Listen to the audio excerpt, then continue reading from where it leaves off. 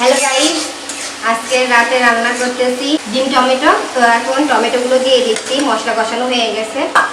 তো এখন টমেটোগুলো মশলার সাথে একটু কষিয়ে নিব। দিয়ে দিচ্ছি তাড়াতাড়ি সিদ্ধ হওয়ার জন্য। তো এখন দেখবো টমেটো সিদ্ধ হয়েছে কি।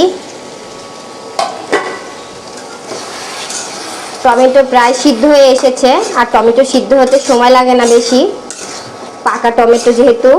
তো এখন আমি ডিমগুলো দিয়ে দিব। ডিম সিদ্ধ করে রেখেছি আর হলুদ আর লবণ দিয়ে ভেজে রেখেছি, তো এখন দিয়ে দিচ্ছি।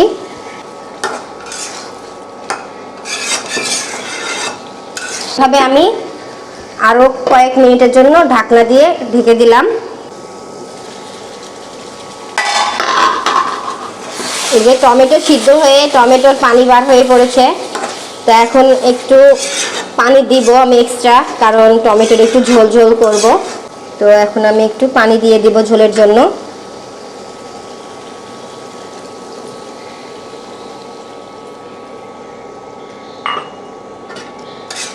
ঝোলটা ফুটে উঠলে আমি নামিয়ে নিব ডিম টমেটো। তো আমার ডিম টমেটো রান্না আপনাদের কেমন লেগেছে অবশ্যই কমেন্ট করবেন, আর ভালো লেগে থাকলে আমার পেজটিকে ফলো দিয়ে যাবেন।